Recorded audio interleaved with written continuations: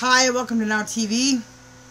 As you can see from behind me, in my room, in my hole in the ground, my shack, you know, the rags to riches story, waiting for that check to arrive in the mail and I can finally get my van fixed and drive away from here debt free.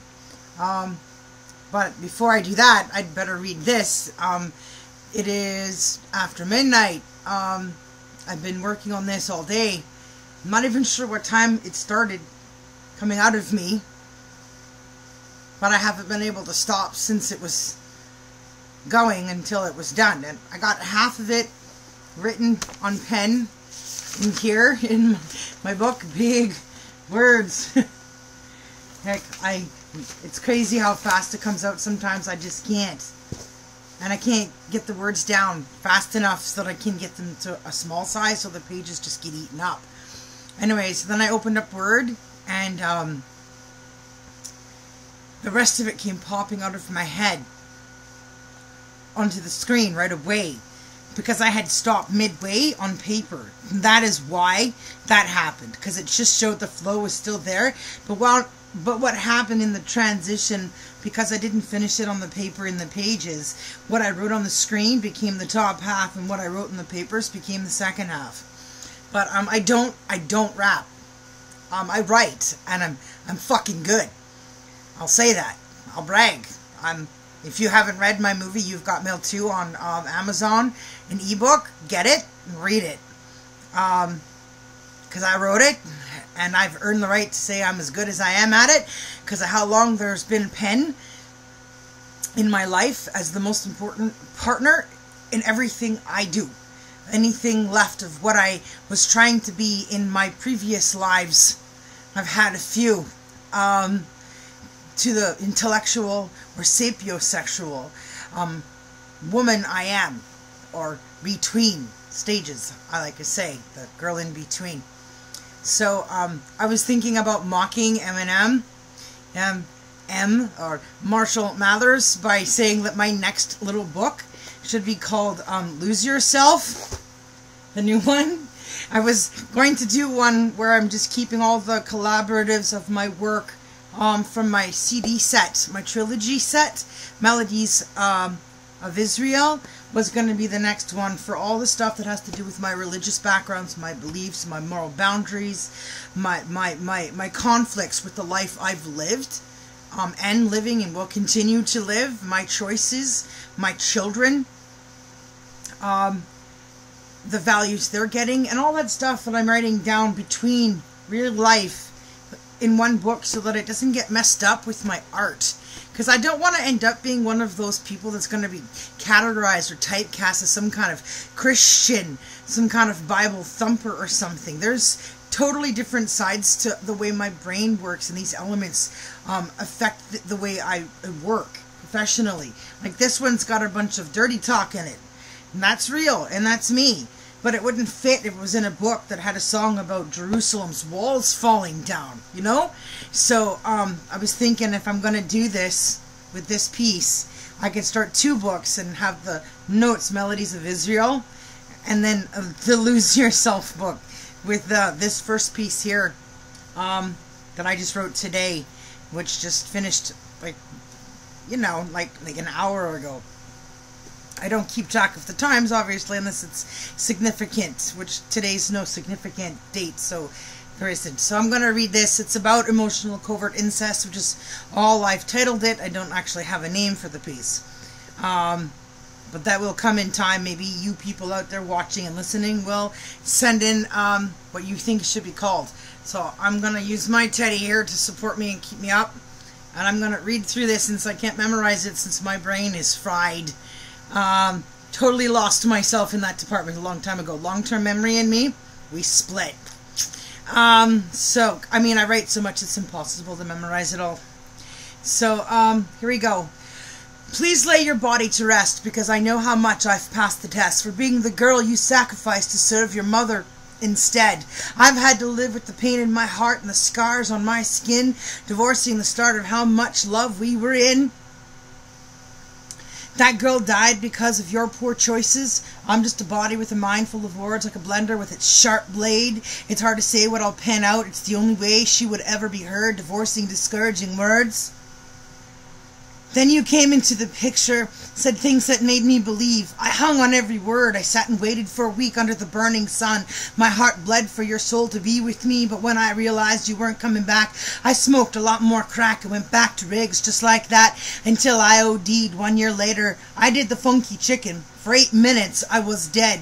When I came back to in the room where I lay, I found myself fully dressed thanks to my guest who told me what he saw while he waited for an ambulance with me. I left before they came and went right on doing the same, but understood one thing had changed, that I'm on borrowed time.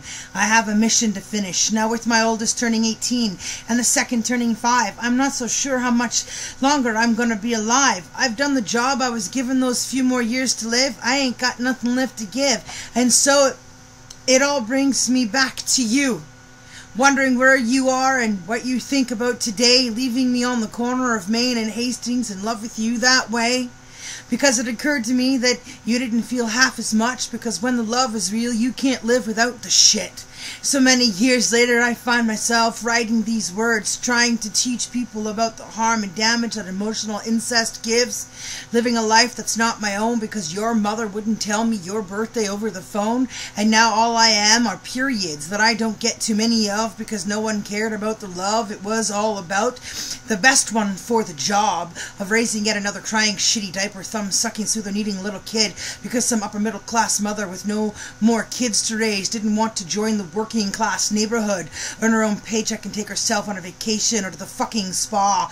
Now I'm screaming, no, fuck off and die. I don't want babies as a replacement for love I've never had from a guy, whether I'm 20 or 95, when all she's ever had to do is love herself living in that $1 million house. She doesn't care about the difference of her son's lives or the pain her demands have caused all the rest of us, because she won't take $20 on her credit card and ride a bus to the station, switch to the SkyTrain, enjoy the fucking view because of all the shopping that she can afford to do. I'm not someone's mother from a different century. I don't want to be a woman like that. I want to be me. I'd rather die alone shooting heroin happily with a needle still in my arm instead of putting on fake charm hoping some rich bitch will like me so I can suck her son's dick and his childhood bedroom until 3 a.m. knowing she's listening on the other side of the wall while my stomach hurls over her pleasure of controlled measures. I won't be told when or with who or where I'll screw. You can't decide for me what you're going to do with my ovaries. How about I cut the damn things out, let you hang them on your wall like they're some kind of trophy? I don't care what other mothers want. I don't want my daughters to give me their babies. That's fucking disgusting.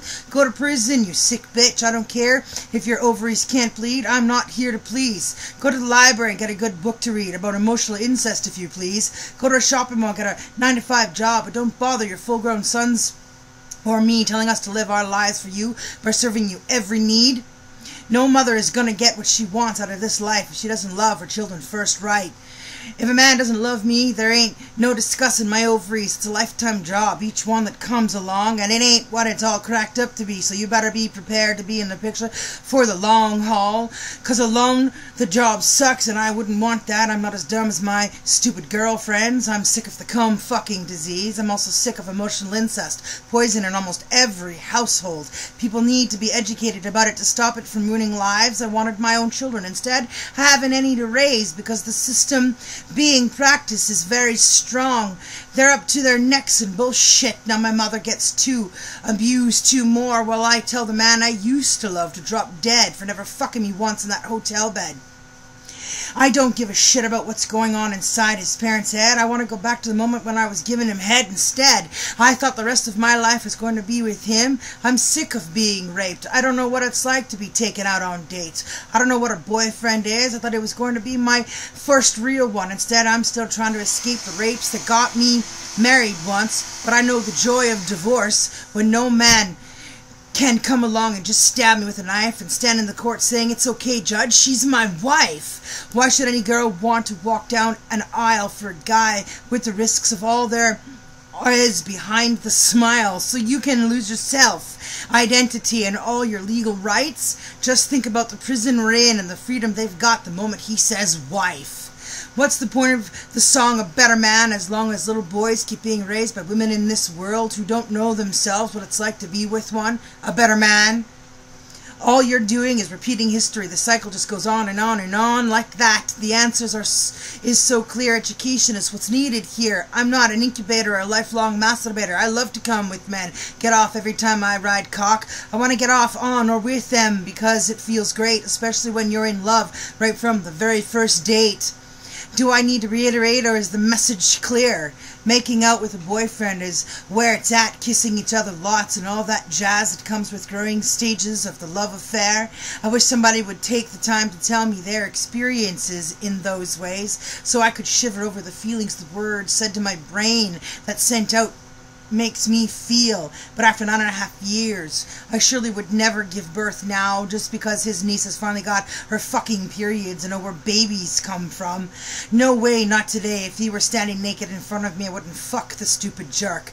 I'd tell him to make a living selling it for what I had to grow up going through to reach him on time once in a hotel room because the motherfucker was bored, having no more work, so he decided to spend some time smoking a bit of crack and fell upon his wife like that, but didn't know what to do for her, for failing to know how to use his love to get through to her by coming on strong and making out till you're down, even if it took all night long getting it on. And that's how the story goes. I'm done repeating this rhyme. I'm finished with the story of his niece's morning glory and his mother's suburban life. It's old news now. I broke the record player and the vinyl that was spinning on it too. The love story is through. Well, I wonder if the next chick who buys me is the one who ends my life. I'm done talking to people about people I didn't really want to know. Good luck with your dick and Christmas this year and the next year and the 8 more after that. Could be 20 years before you see me and my pretty eyes and smiling face as I live day by day waiting for the right man to come along and rescue my heart because he understands not to ask me out on a date because life like that doesn't exist for girls like me. I hate flashbacks, so he has to be a man that can surprise me. I'll be old by then, my Delta friend. I'm just saying there's years to go before we'll spend a weekend together talking life over.